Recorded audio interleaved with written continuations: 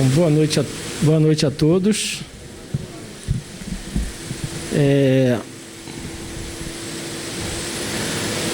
A gente foi surpreendido com a notícia de que o palestrante da noite não poderia comparecer hoje. Então, por dever de função, a gente vai trazer aqui o estudo, que está fresquinho, está na ordem do dia, é o que mais se comenta, e a gente vai aproveitar essa oportunidade para a gente poder fazer alguns esclarecimentos, né? Esses slides que estão aqui foram apresentados ontem às famílias que são atendidas aos domingos. A gente considera que a gente está numa fase de exceção. Essa pandemia modificou a rotina de todo mundo. E a gente teve que fazer algumas adaptações, inclusive na rotina de atendimento às famílias aos domingos. Por quê? Basicamente, o motivo é evitar aglomerações. É isso que todo mundo está tentando atender e que as autoridades estão pedindo, e por isso muitas decisões estão sendo tomadas para retardar a velocidade de contágio, porque senão a estrutura disponível da área de saúde não conseguiria atender se o índice de contaminação crescer muito rapidamente. A gente já tem dificuldades para o atendimento de rotina. Imagina uma situação de pandemia. E isso afetou a vida de todo mundo. E afetaria o centro espírita, né? A gente achou que as famílias, talvez não a totalidade dela ou das pessoas que compõem as famílias, a gente achou que eles talvez não tivessem atualizados em relação ao noticiário. Aí a gente fez essa síntese muito simples, que para hoje é dispensável, mas a gente usou para complementar, mostrando a visão espírita. Porque o que a gente está recebendo como mensagens, noticiário, é a visão da sociedade, né? Se a gente pode aproximar da religião, seria o aspecto científico, mas nem o aspecto filosófico, nem o aspecto religioso estão sendo abordados no noticiário comum dos meios de comunicação. Aí a gente pergunta, a doutrina espírita tem resposta para essa situação? Tem. É recente? Não. A resposta já consta no primeiro livro da codificação, o Livro dos Espíritos. Na terceira parte das leis morais, quando os espíritos respondem às perguntas formuladas por Allan Kardec, relacionadas às 10 leis morais, esse assunto vem à tona e já é esclarecido pelos espíritos superiores. Aí, eu vou direto para essa parte, até para a gente poder ter mais tempo para conhecer ou estudar a visão espírita da pandemia, né? Isso aqui tudo a gente já sabe, né? O vírus, a doença, a característica dela, embora a medicina não tenha domínio completo, porque é considerado um vírus novo, uma doença nova, carente de estudos. Então, as informações que a gente recebe da área médica são informações preliminares. né? Mas suficientes para a gente já ter uma ideia da realidade. Então, como é que ela se manifesta, como é que o vírus se transmite, os sintomas, as prevenções, isso a gente já sabe. Vamos ver o lado espírita da questão. Aí a gente recorre ao primeiro livro da codificação,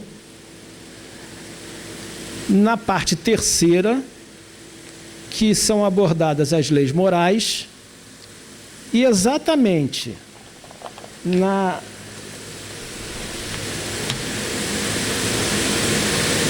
no capítulo 6, a questão da lei de destruição, ela é estudada.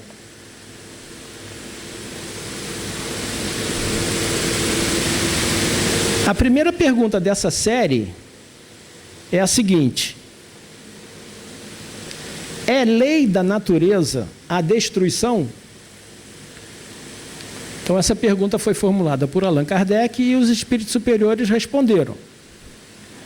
A princípio a gente pode imaginar que destruir é coisa do mal. Não, não deve ser lei natural, porque a lei natural é a lei criada por Deus. Será que Deus, ele criou a destruição, precisava recorrer à destruição? Destruição não é uma coisa negativa, não é uma coisa ruim, má.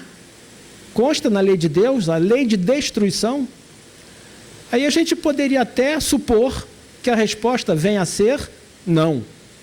Não é da lei da natureza. Isso aí é da crueldade dos homens. Se a gente fosse responder com a nossa lógica. Mas não foi essa a resposta dada pelos espíritos superiores e elevados. Eles disseram que preciso é que tudo se destrua para renascer e se regenerar.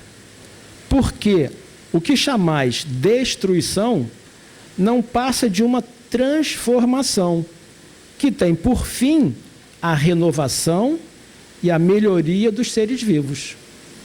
Então, a destruição faz parte da natureza, faz parte das leis de Deus.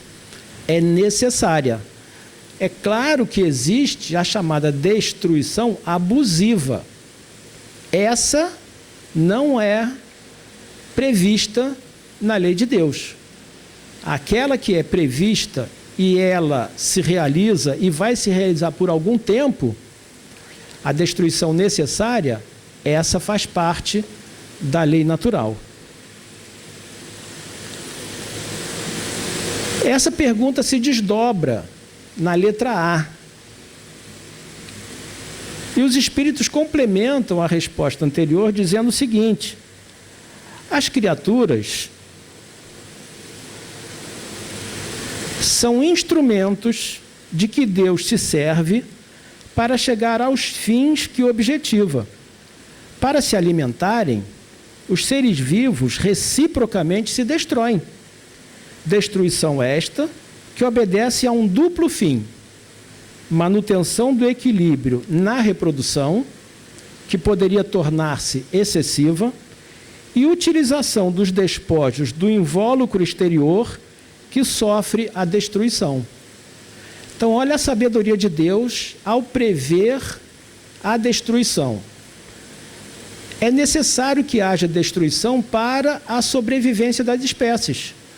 Nós, como sendo a criação que está no topo da escala biológica, como nós sobrevivemos? Destruindo outros seres vivos. Nós somos herbívoros e carnívoros. Então, para a nossa sobrevivência, nós destruímos a vegetação e destruímos os seres, os animais. Os seres que são, na escala biológica, inferior a nós no primeiro estágio, mais próximos. A gente seria capaz de sobreviver sem destruir os vegetais ou os animais? Por enquanto, não. Por enquanto, a gente precisa, para a nossa sobrevivência, destruir. E às vezes a gente não questiona isso. Nós somos destruidores da natureza por necessidade e a gente nem questiona.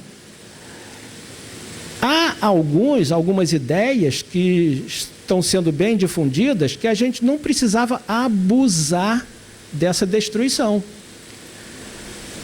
Poderíamos abrir mão dos animais? Em tese, sim. Há quem sobreviva sem destruir os animais. Seja vegetariano, seja vegano, sobrevive. A constituição física suporta. A gente não pode dizer que é indicado para todos. Cada organismo tem suas características próprias, mas já há aqueles integralmente vegetarianos ou integralmente veganos e mantêm a sua saúde, sobrevivem sem maiores dificuldades. Mas na maioria ainda necessitamos utilizar carne dos animais. Mas será que a gente precisa consumir carne destruindo todos os animais? Se a gente se restringisse a uma espécie apenas, a gente não estaria restringindo, limitando a nossa destruição abusiva? Talvez sim. O que nos obriga a isso? Nada. Isso é imposto? Não. Isso é uma decisão pessoal. Se a gente optar, só vou comer carne branca, de peixe, tudo bem. Evitou mortes abusivas, destruição abusiva. Né? Há quem se esmere comendo caça.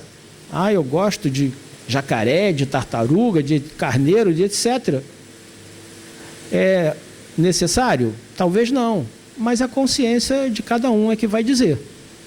Mas nós somos agentes destruidores, às vezes sem consciência disso. A 732 diz o seguinte: será idêntica em todos os mundos a necessidade de destruição? Considerando que somos espíritos imortais, Deus cria incessantemente e todos os mundos são povoados, será que a situação que a gente passa, ela é idêntica para qualquer outro mundo habitado? Isso a gente não pode saber sem que a informação nos seja revelada. O homem não tem condição de saber os hábitos dos habitantes dos outros mundos. Mal conseguimos visitar a Lua. Não conseguimos ainda investigar muito outros planetas até bem próximos. Existe projeto para a gente visitar Marte, mas a princípio, pelas sondas, não se detectou vida em Marte. Então, aparentemente, Marte não é um mundo habitado, como a Lua também. A humanidade não considera que a Lua seja um satélite habitado. Mas existem outras formas que talvez a ciência humana não conheça. Mas essa resposta nunca seria dada pela ciência humana, pelos cientistas, só se os espíritos superiores revelassem, e eles anteciparam e revelaram. Guarda proporções com o estado mais ou menos material dos mundos. Cessa quando o físico e o moral se acham mais depurados. Muito diversas são as condições de existência nos mundos mais adiantados do que o vosso. Isso é meramente informativo, não vai mudar a nossa vida aqui na Terra. Mas a gente sabe que a destruição está associada às condições físicas e morais dos habitantes dos mundos. Não é só física, é moral. A 733 diz o seguinte: entre os homens da terra existirá sempre a necessidade da destruição? Essa necessidade se enfraquece no homem à medida que o espírito sobrepuja a matéria.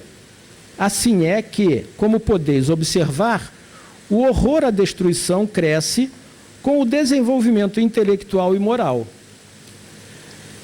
Vista no aspecto geral, a gente hoje não aceita a destruição abusiva, seja dos vegetais, seja dos animais, seja da criatura humana. Porque até a pena de morte tem sofrido restrições. Houve época que matar era direito do ofendido. Você foi agredido, você tem o direito de reagir. E se você foi, um ente seu, familiar, foi ferido de morte, você tem o direito de tirar a vida do agressor, do criminoso. As queimadas na Amazônia, elas são recriminadas por outras sociedades, não só a sociedade brasileira. Aí a gente poderia dizer, a Amazônia é nossa, é do Brasil. Os estrangeiros não têm direito a opinar ou interferir no que é nosso. Mas hoje, a gente, com a experiência, com o conhecimento, com o avanço, com o progresso material e espiritual, o que é nosso? Nada é nosso. A gente, cada vez que cresce em consciência como ser espiritual, a gente vai acabar admitindo que nada é nosso, tudo é de Deus. Então a Amazônia não é nossa, porque como reencarnacionistas, nós podemos reencarnar na Europa, na Ásia, na África, e aí a floresta vai ser do estrangeiro. Mas ela afeta a vida do planeta? Afeta. Nós vivemos hoje numa comunidade que o próprio coronavírus está mostrando que é interdependente. Então, não há fato isolado mais. Qualquer fato repercute mundialmente. Até um ser microscópico que começou por um ser humano gerou a pandemia que está acontecendo hoje, que a gente está vivendo. É um ser microscópico, invisível a olho nu, que se manifestou por um irmão nosso e causou o que causou, e a gente não sabe onde isso tudo vai chegar, a dimensão disso. Por isso o alarde geral, a preocupação geral e às vezes até excessiva. Só que eu não posso falar muito não, que eu preparei aqui algumas coisas, senão não vai dar tempo. 736. Essa aqui parece até que estava relacionada à prática dos hindus em respeitar as vacas e não abater as vacas. Olha só. Especial merecimento terão os povos que levam ao excesso o escrúpulo quanto à destruição dos animais? Olha a resposta. Esse excesso, no tocante a um sentimento louvável em si mesmo, se torna abusivo e o seu merecimento fica neutralizado por abusos de muitas outras espécies. Em tais povos, há mais temor supersticioso do que verdadeira bondade. Parece. Aí a gente entra no tópico que fala mais diretamente à pandemia. Porque fome, seca, grandes inundações, vulcões e outros fenômenos geológicos, né? Terremotos, maremotos, etc. Está tudo dentro de um contexto do que é chamado, considerado como flagelo destruidor, né? E existe um capítulo, não propriamente um capítulo, mas um assunto que aborda essas questões. Vamos lá. 737. Com que fim Deus fere Deus a humanidade por meio de flagelos destruidores? A pergunta já denuncia que Deus está ferindo a humanidade, impondo esses flagelos. É a nossa visão, a visão do homem encarnado. Aí os espíritos superiores respondem: para fazê-la progredir mais depressa. Já não dissemos ser a destruição uma necessidade para a regeneração moral dos espíritos, que em cada nova existência sobem um degrau na escala do aperfeiçoamento? Preciso é que veja o objetivo, para que os resultados possam ser apreciados. Somente do vosso ponto de vista pessoal os apreciais. Daí vem que os qualificais de flagelos, por efeito do prejuízo que vos causam. Essas subversões, porém, são frequentemente necessárias para que mais pronto se dê o advento de uma melhor ordem de coisas e para que se realize em alguns anos o que teria exigido muitos séculos. A visão de flagelo... esqueci. Caramba. Esqueci de mostrar. Agora a gente pode ver. A visão de flagelo é nossa. Do ponto de vista da causa, e a causa é Deus, essas ações têm uma motivação benéfica. Não é para impor sofrimento à humanidade, é para fazê-la progredir mais depressa, acelerar o progresso moral. Só que nós, na nossa ótica, vemos como uma imposição de Deus que nos faz sofrer, que impõe dor e sofrimento. Porque a nossa visão é muito restrita e a gente não consegue compreender a amplitude, a abrangência da lei divina.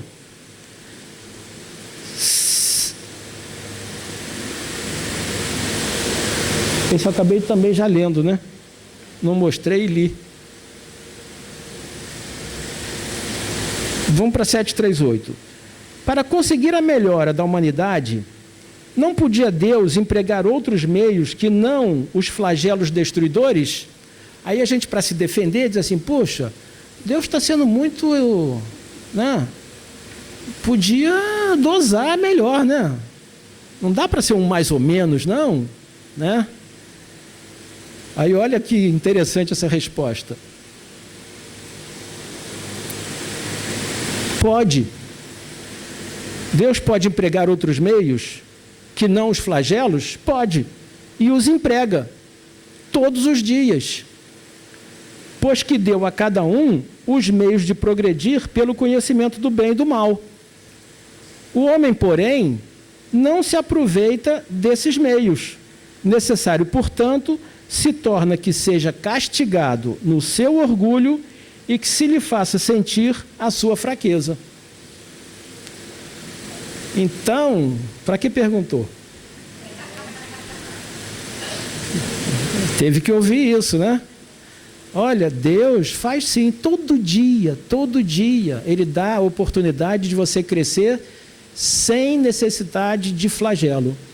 Mas não há resposta, não há consonância, então precisa dar uma acelerada, né? Dar uma espetadinha para o carro pegar no tranco e não parar. Aí tem a subpergunta A. Mas nesses flagelos, tanto sucumbe o homem de bem como o perverso. Será justo isso? Aí, mais uma vez, a gente vê que a nossa visão está distante da realidade de Deus.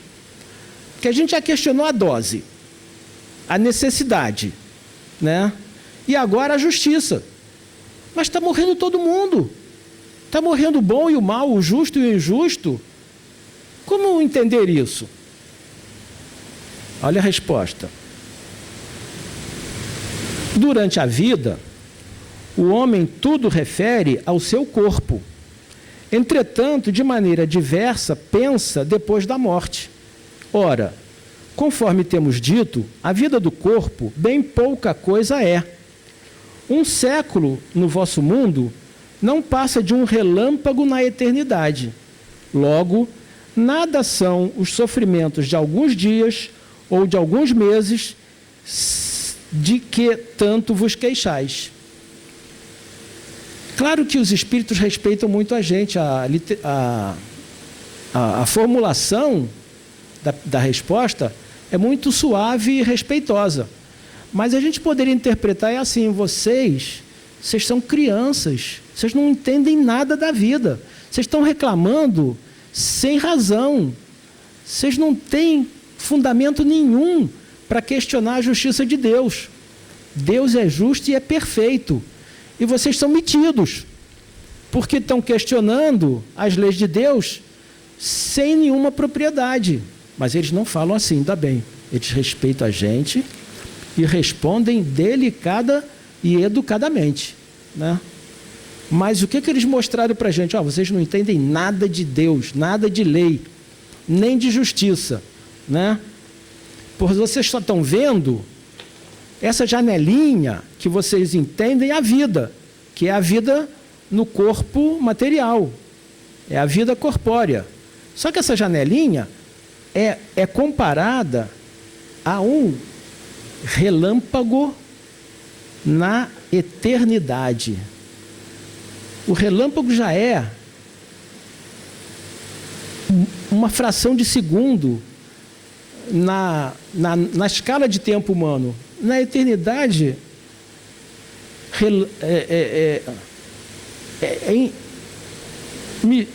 sem medida, né? Vou dar uma acelerada. Vou dar uma lida aqui rápida. Representam um ensino que se vos dá e que vos servirá no futuro. Os espíritos que preexistem e sobrevivem a tudo formam o mundo real. Os corpos são meros disfarces com que eles aparecem no mundo. Eles não estão menosprezando essa etapa material, nem o corpo. Não estão menosprezando, só estão dizendo que essa dimensão é mínima em relação à vida do espírito, a vida eterna, né? Estão dando a importância devida. Nós é que valorizamos excessivamente a existência material, em detrimento da importância maior que a gente deveria dar à vida espiritual. Então, é uma diferença de peso na tabela de valores.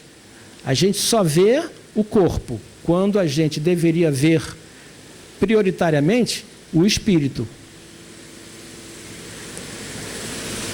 Se considerasseis a vida qual ela é e quão pouca coisa representa com relação ao infinito, menos importância lhe daríeis.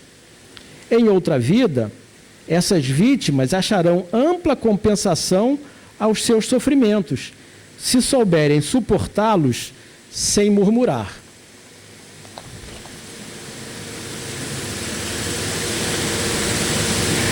Venha por um flagelo a morte, ou por uma causa comum, ninguém deixa, por isso, de morrer, desde que haja soado a hora da partida. A única diferença em caso de flagelo é que maior número parte ao mesmo tempo.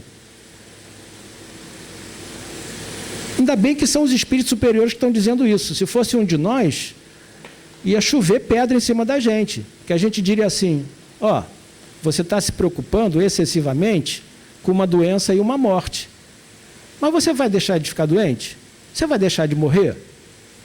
Todo mundo vai morrer, seja por doença, seja por acidente, seja uma forma gradual, seja uma forma mais abrupta, mas ninguém vai ficar aqui para semente.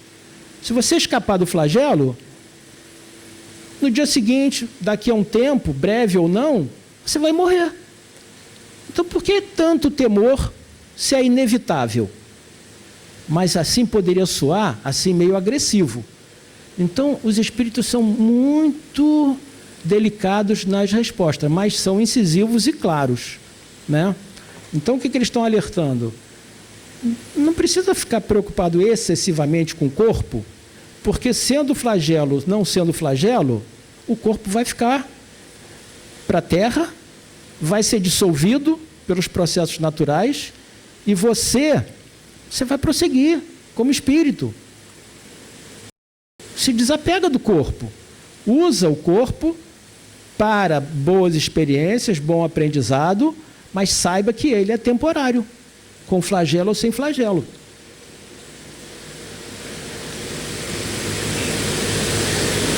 Se, pelo pensamento, pudéssemos elevar-nos de maneira a dominar a humanidade e abrangê-la em seu conjunto, esses tão terríveis flagelos não pareceriam mais do que passageiras tempestades no destino do mundo. Isso faz com que a gente passe a ver com reduzida importância. Não é todo mundo que vai aceitar essa visão. Mas aí é uma questão de ordem pessoal, de foro íntimo. Nós, como espíritas, nós não questionamos, admitimos e assimilamos.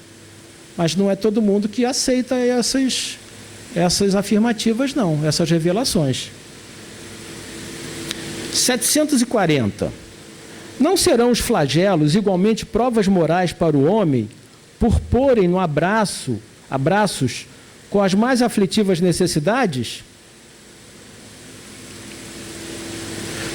Os flagelos são provas que dão ao homem ocasião de exercitar a sua inteligência, de demonstrar sua paciência e resignação ante a vontade de Deus, e que lhe oferecem ensejo de manifestar seus sentimentos de abnegação, de desinteresse e de amor ao próximo, senão o domina o egoísmo. Olha só o lado bom da coisa, né?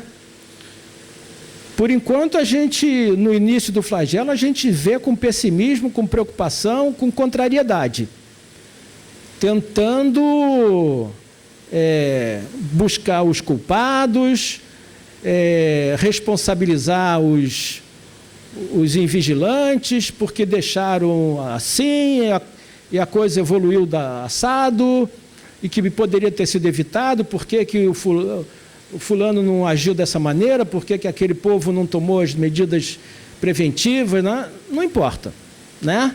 Uma enxurrada de recriminações. Mas, de uma forma ou de outra, acabou disseminando. E como é que a gente deve ver essa situação aflitiva? Como oportunidade de renovação moral, desenvolver esses valores, né? Primeiro, submissão à vontade de Deus. Está ali, ó.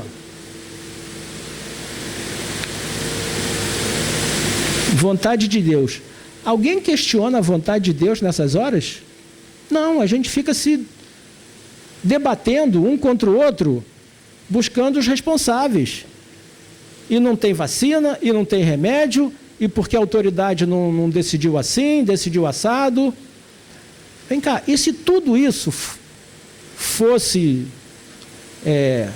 providenciado, e ainda assim a pandemia se instalasse, não seria o caso de ver por que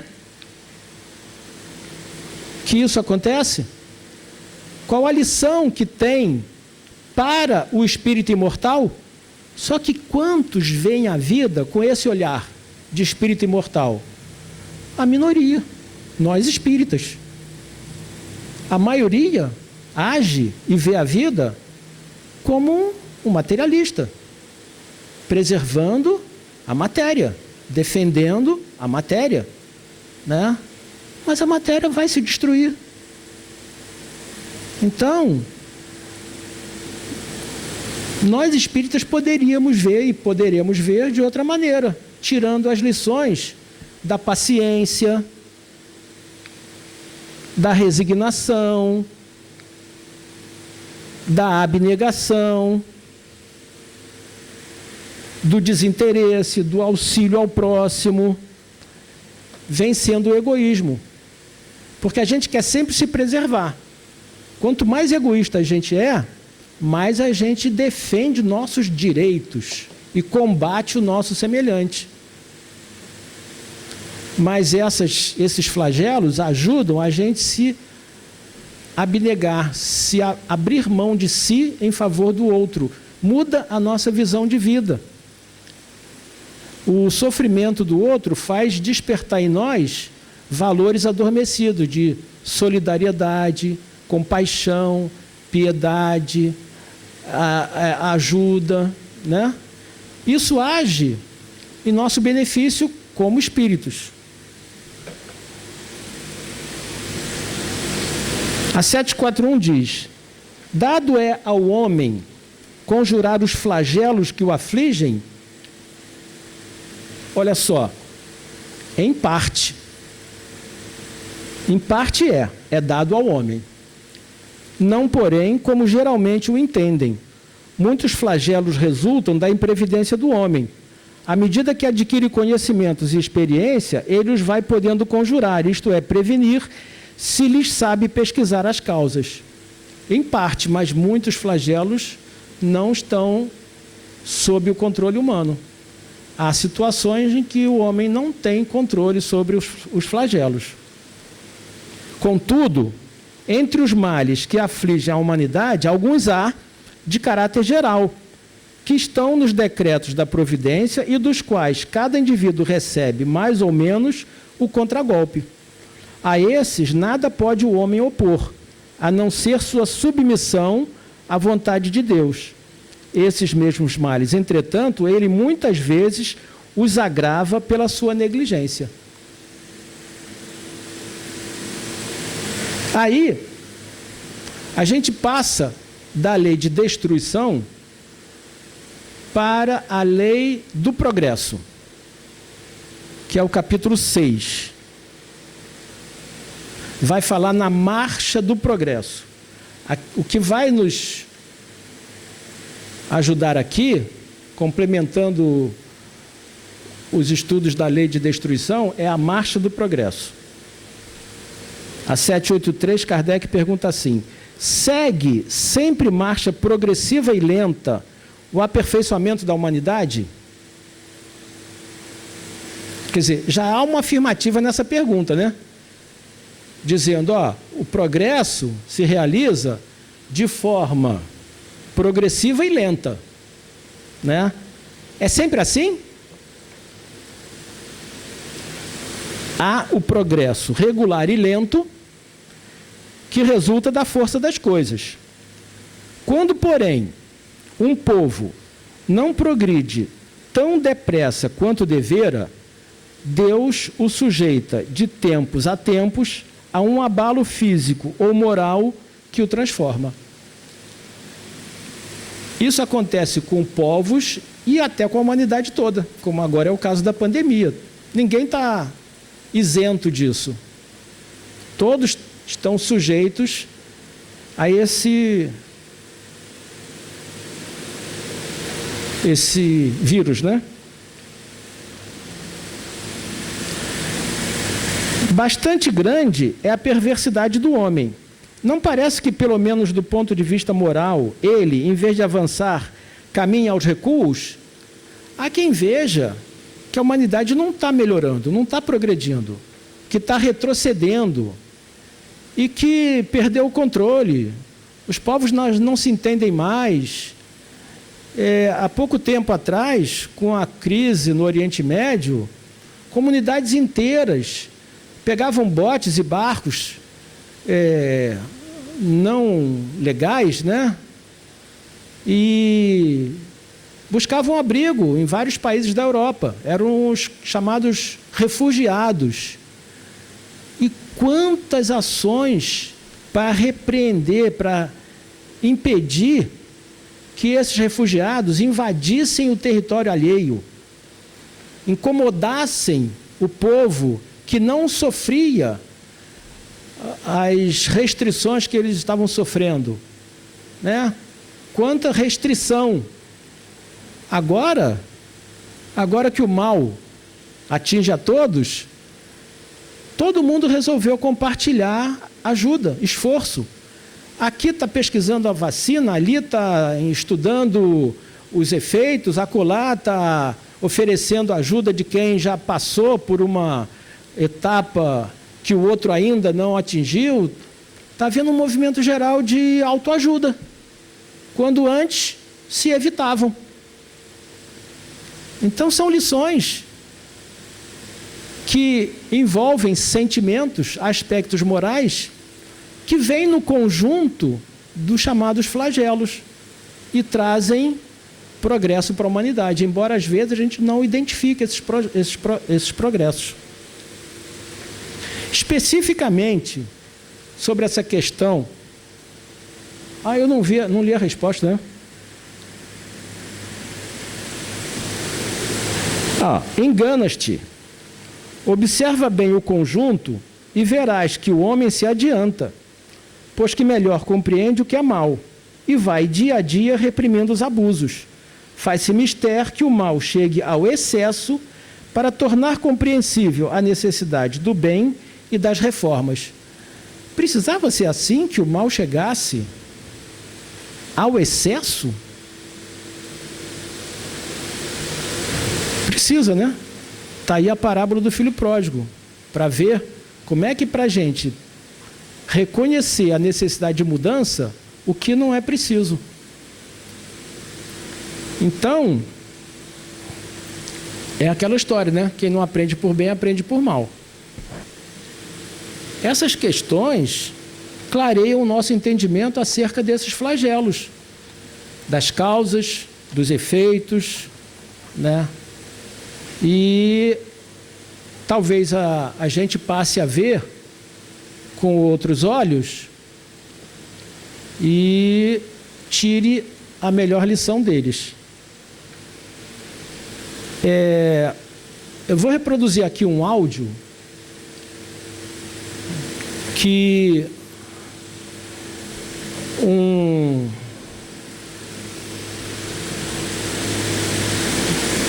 eu não lembro, mas um agente jornalista, né? Uma jornalista, parece que teve oportunidade de estar pessoalmente com o Divaldo e perguntou sobre, especificamente, a pandemia do coronavírus. É bom que a gente esteja atualizado com relação à visão espírita da pandemia.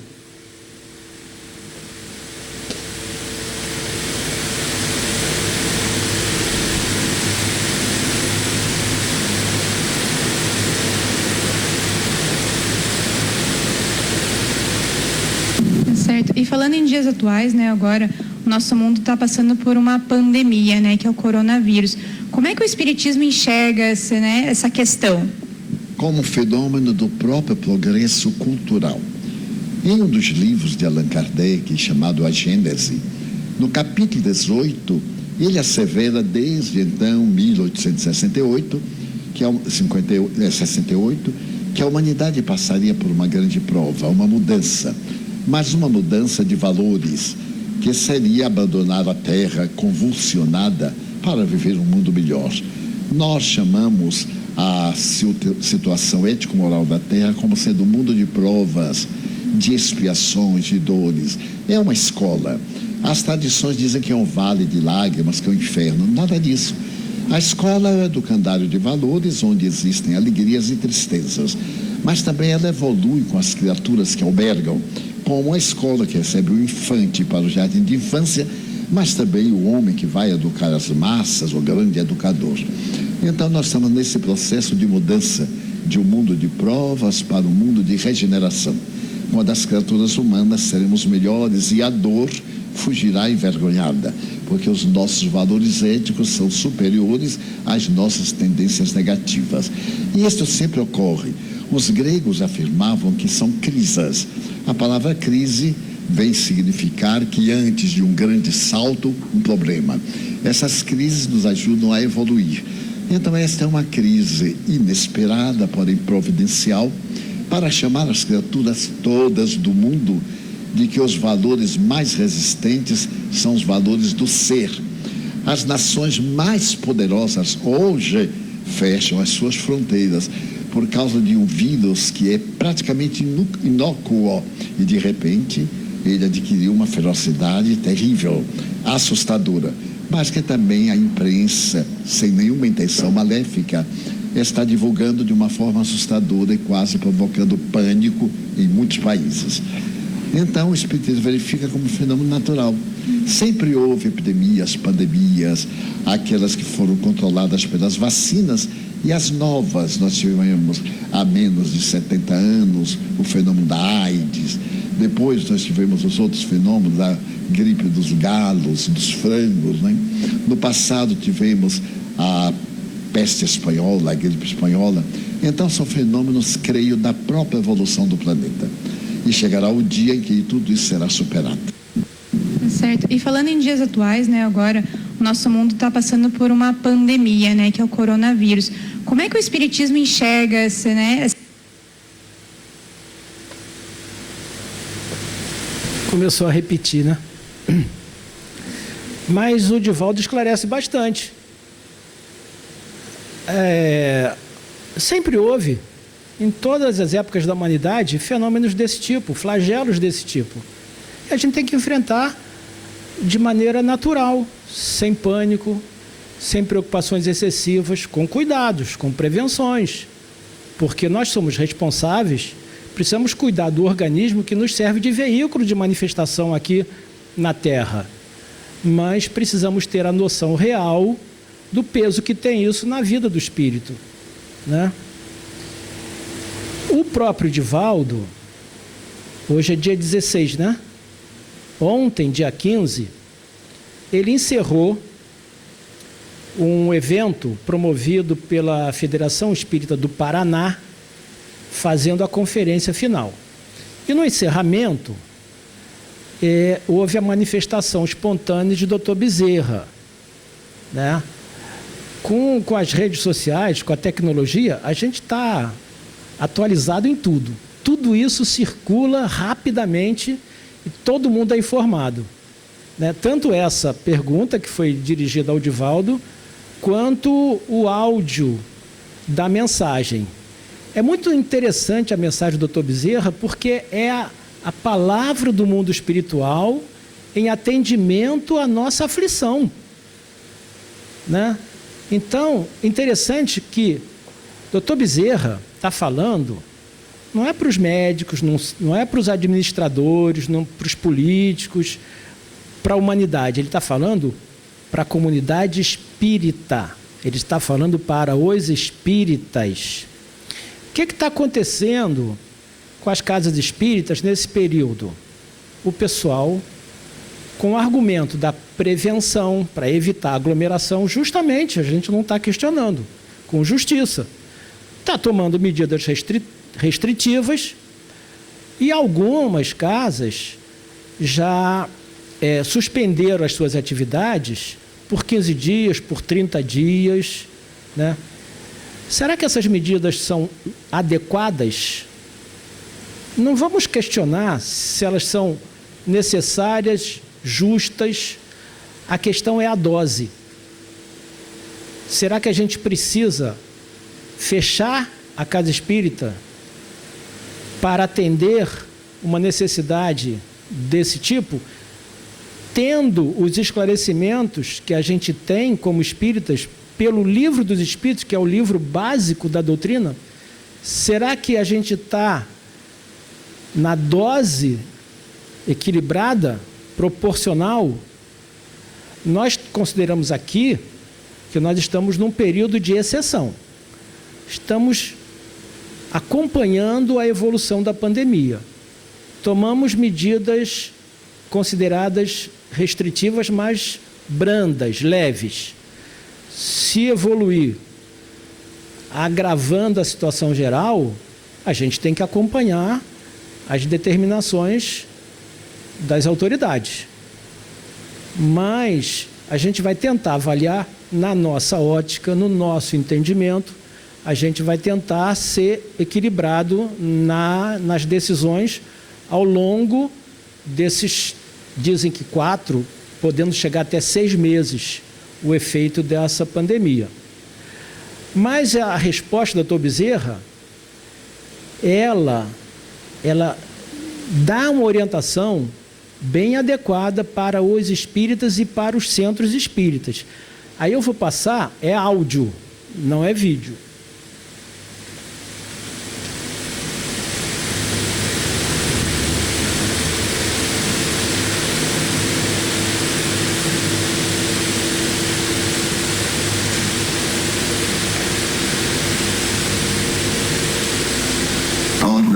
Revolta, ódio, agressividade é a saudade do amor de Jesus. É este homem incomparável que neste momento em que se clausura a 22ª conferência proferida pela Federação Espírita do Paraná, que os seres angélicos que administram o nosso destino comparecem para repetirem como os mártires: Ave Cristo. Aqueles que te amamos, te saudamos e homenageamos. Jesus, meus filhos, é o zênite e o nádio das nossas especulações. Jamais tivemos tanta necessidade desse pastor querido e jamais a humanidade apresentou tanto amor como nestes dias.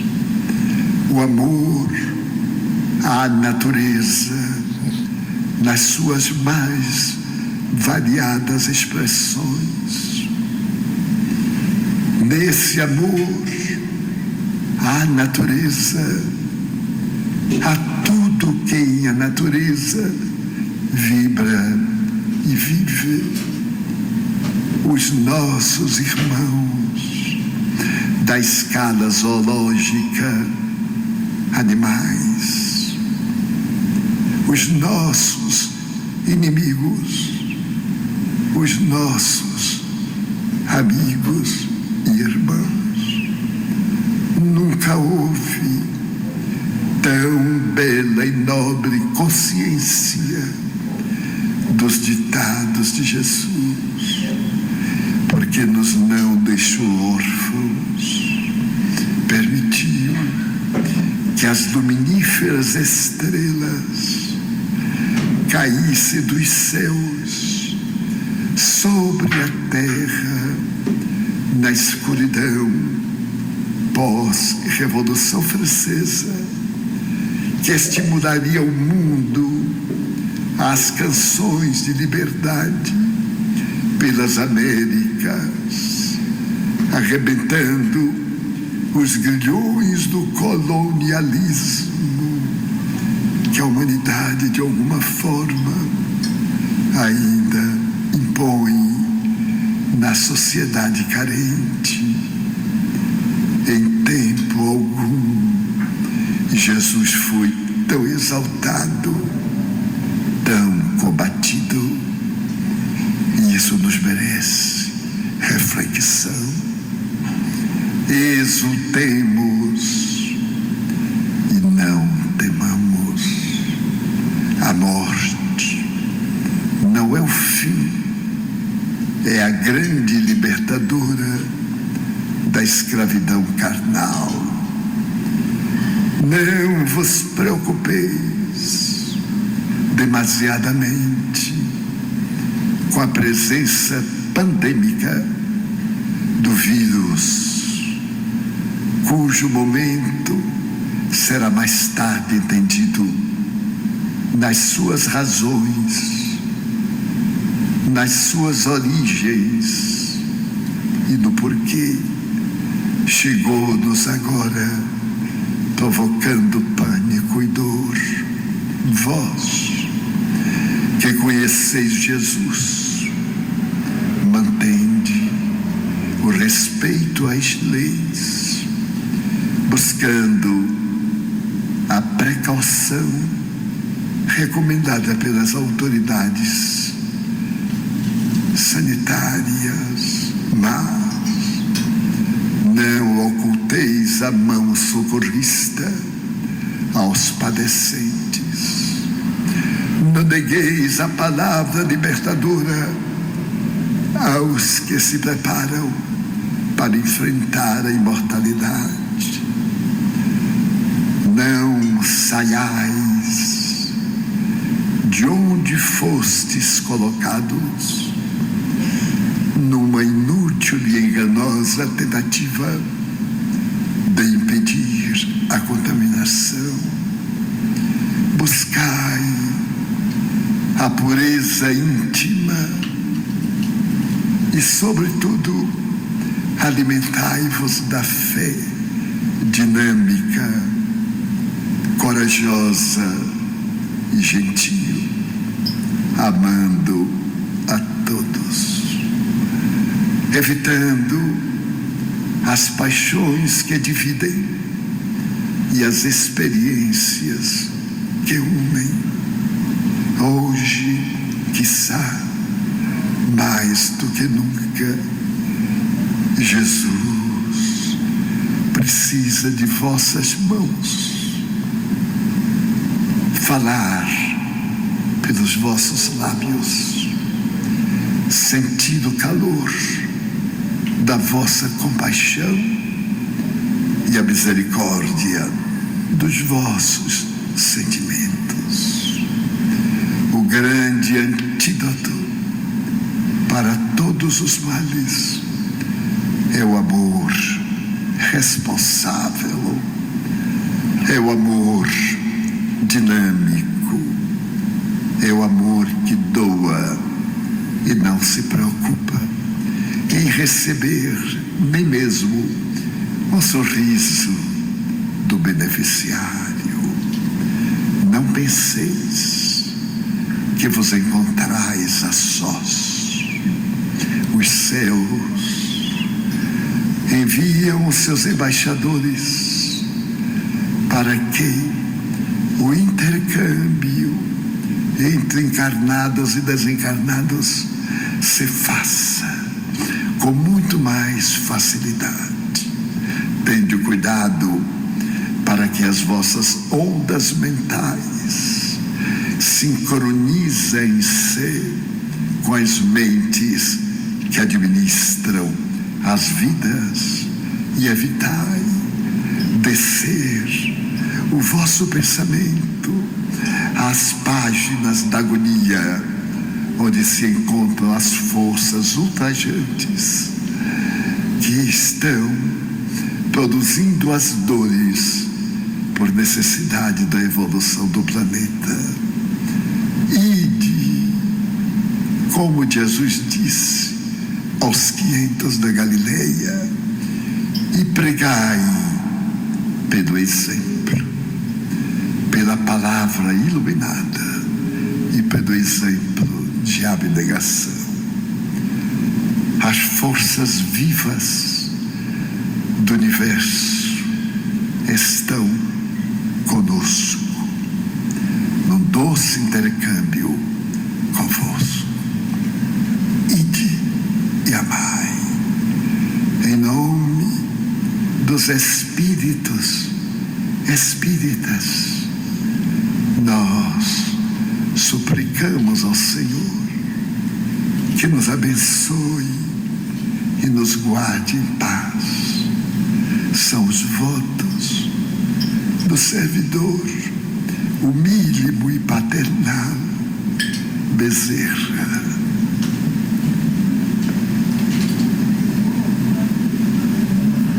Toda revolta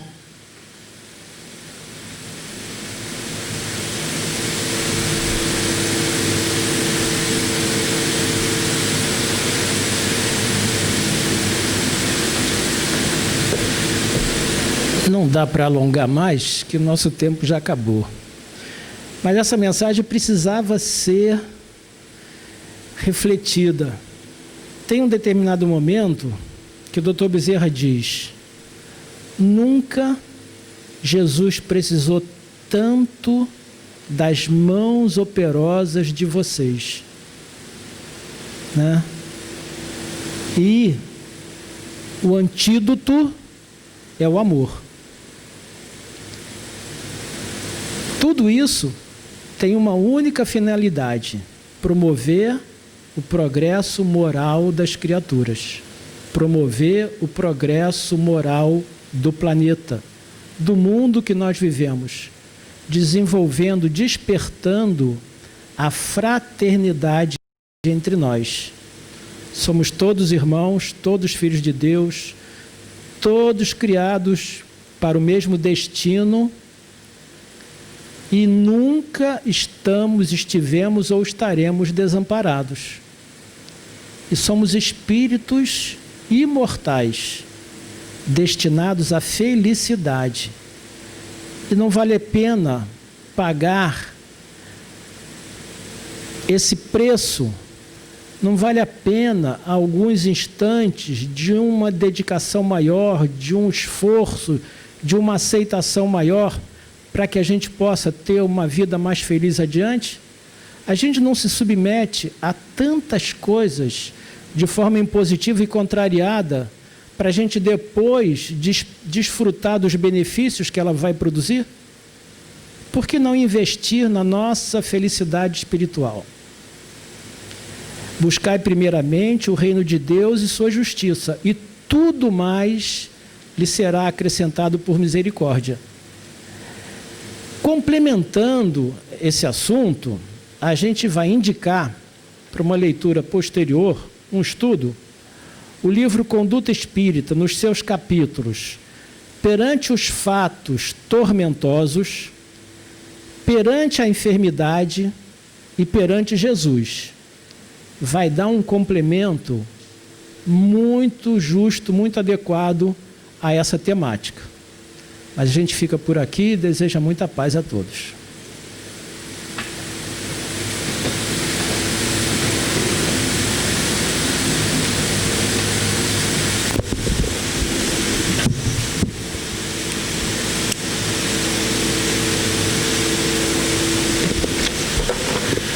Agradecemos ao Alberto pelo estudo de hoje, estudo bem atual, que leva muita reflexão da nossa parte, né? A casa tem um aviso, eu vou ler para vocês agora, tá? Só desculpem por ele não estar lá no telão, mas que o computador que ele foi digitado era outro. Então, aviso ao público. No dia 14 de março de 2020, a diretoria do Grupo Espírita Fabiano reuniu-se, entre outros assuntos, analisou a pandemia causada pelo coronavírus. A partir das informações divulgadas pelos meios de comunicação, a diretoria do GEF levou em consideração uma série de aspectos para avaliar as atitudes do GEF diante a crise instalada. Foram consideradas as orientações da Federação Espírita Brasileira, da Associação Médica Espírita e do Conselho Espírita do Estado do Rio de Janeiro. Foram consideradas também as decisões tomadas por outros centros espíritas e as determinações das autoridades administrativas e sanitárias. Foram consideradas as opiniões de analistas não espíritas e também as opiniões de espíritas confiáveis e respeitados no movimento espírita. As decisões tomadas pela diretoria executiva do GEF foram publicadas no documento Esclarecimento ao Público, que foi divulgado pelas redes sociais e está disponível no site www.grupoespiritafabiano.com.br. As decisões foram tomadas levando-se em conta a responsabilidade institucional do GEF, a responsabilidade individual de cada pessoa espírita e a visão espírita da situação, contida na literatura espírita. A direção do GEF esclarece que tomou as medidas em função da situação do momento. informa que está em permanente contato, analisando a dinâmica da pandemia, reafirma que vai respeitar as autoridades e, caso venha a tomar novas decisões, estas serão divulgadas no site grupoespiritafabiano.com.br. O GEF esclarece que a doutrina espírita não tem por caráter salvacionista. É uma doutrina que esclarece os fundamentos que regem a vida universal, de forma suficiente para que cada espírito, usando da sua liberdade de pensar, de falar e de agir, tome as decisões que julgar adequadas para direcionar a sua vida, decidindo livre e espontaneamente seu destino. Portanto, cada pessoa deve se sentir à vontade para tomar sua decisão pessoal de ausentar-se livremente, sem nenhum constrangimento. Excepcionalmente, como nós estamos nessa época, né, o passe de hoje vai ser um passe coletivo aqui no próprio salão, tá? Os médiuns passistas, que eu vou convidar agora que se levantem, né? Cidinho, que se coloquem assim em harmonia no ambiente, para dividir bem o ambiente, tá? E esse passe vai ser ministrado durante a oração. Tá? Vamos só aguardar que as pessoas se posicionem. O Alberto vai colocar uma música para o ambiente. Pedimos que a gente possa ficar em harmonia, em sintonia com a equipe espiritual. Então vamos orar. Amado Senhor Jesus, querido amigo Fabiano de Cristo, a todos os trabalhadores dessa casa de amor, novamente agradecemos por poder estar aqui, envolvidos por tanto amor. Que a gente agora, nesse momento, possa se colocar em condição receptiva a essa energia de amor que nos envolve, a essa energia que nos é direcionada e que nos auxiliará no nosso reequilíbrio, na nossa reharmonização, no nosso fortalecimento para os dias que virão. Mas que também tenhamos consciência que isso faz parte de nós, da nossa postura, da nossa atitude. Que possamos também nesse momento, querido amigo Fabiano, envolver mentalmente a nossos amores, aonde eles estiverem. Envolvermos aos trabalhadores dessa casa que aqui não puderam vir. E que eles, sendo envolvidos, possam receber também o abraço fraterno teu, amigo, e de seus trabalhadores. Que possam eles também se fortalecer, se harmonizar. E que nesse caminho também essa energia possa envolver aos hospitais, às clínicas, às penitenciárias, a todos os locais que necessitam desse amor, desse carinho, dessa energia. Envolver a esses que vivem pelas ruas, que tanto amor e carinho precisam de nós, mas que tu pode dar o carinho a eles agora, como sempre dá, amigo. Que possamos, amigo querido, voltar a nossos lares, voltar a nossos afazeres, repletos desse amor. Que possamos distribuí-lo a quem encontrarmos pelo caminho, através de um sorriso, de uma palavra, de um bom dia. Só temos a agradecer por tanto amor que nos envolve. Obrigado por tudo, querido amigo, e que Jesus os envolva com todo o amor para lhes fortalecer também nessa tarefa de amor e de carinho que vocês têm. Graças a Deus.